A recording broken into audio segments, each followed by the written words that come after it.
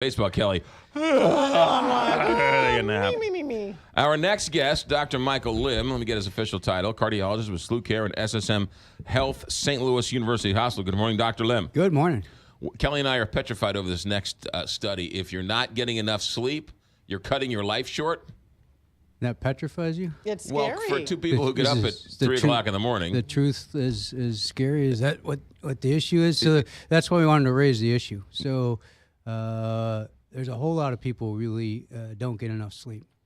Recommendations for average adult is probably 7 hours. Right. And in fact, Ariana Huffington actually took this on as her new project. She sold the Huffington Post, and now she's all onto this as a crisis for us in terms of our health, because as we deprive ourselves of those 7 hours of sleep on a nightly basis, we do increase our chances of having bad things happen to us, and including in my world, heart attacks and strokes.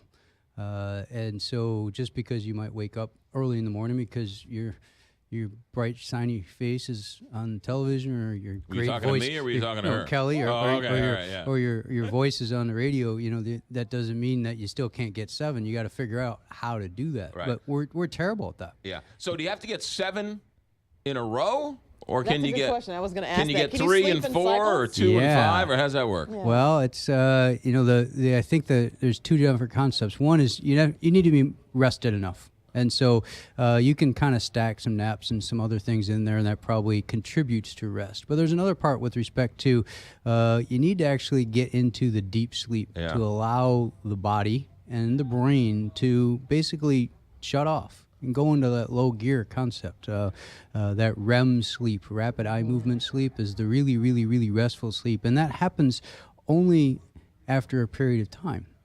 And this is probably where our biggest problem is, because if you think about your bedroom and your bed, you hinder yourself in multiple ways. All the electronics that are in your room. Your cell phone's next to you. Right. Your cell phone goes off because somebody decides at 2:30 in the morning it's a great time to text you or call you.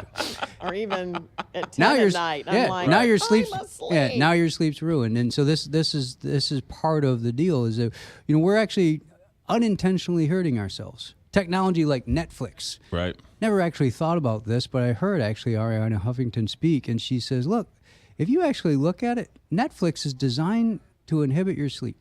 Because you start watching a show, and it'll just keep playing and playing and playing, and it goes to the next episode, and then it'll just randomly pick something else. It just plays. Right. Before you know, you're like 2 in the morning. Yeah. Right. And you've missed 6 episodes. You have to go back. Now you got to go back, and you start all over again. So there's a lot of things that I think are in our current world that are standing in the way of us getting that sleep. Well, and so it's not just 7 hours of REM sleep or whatever else, but also it's the quality of sleep. And so many people, toss and turn. They got sleep apnea. They grind their teeth. Phones going off. I mean, there's a lot of things that are disrupting sleep these days. There are. So outside of the electronics, there are some health issues. And so sleep apnea is one of the most common increasing diagnoses that are there, where people are wearing CPAP or getting treatment for it. The only way to really get diagnosed with that is to undergo a sleep study and see a sleep specialist. That's best diagnosed by not you, but your bed partner noticing absolutely roaring snoring. So you're not getting good sleep, and your bed partner actually really isn't. And especially if that roaring snoring is interrupted by times where you have sort of rapid waking or sort of pauses there, those are very concerning, and that is probably a sign of sleep apnea. You should get it checked out, and you should get that treated, and that will contribute to much better sleep. That is one of the most common things where a patient will come in and see me and say, I'm just tired. Right. So, well, how do you feel first thing in the morning?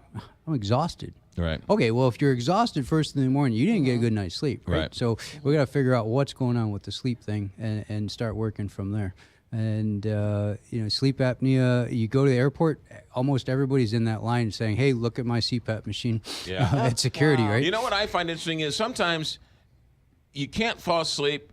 You wake up, it's 2 o'clock in the morning, you can't go back to sleep, you struggle to go back to sleep, then you finally fall asleep, and your alarm goes off, and you're exhausted. Yes. Right. So That's a terrible night. You're wide awake at 2:00 in the morning, but at 6:00 in the morning you can't get up.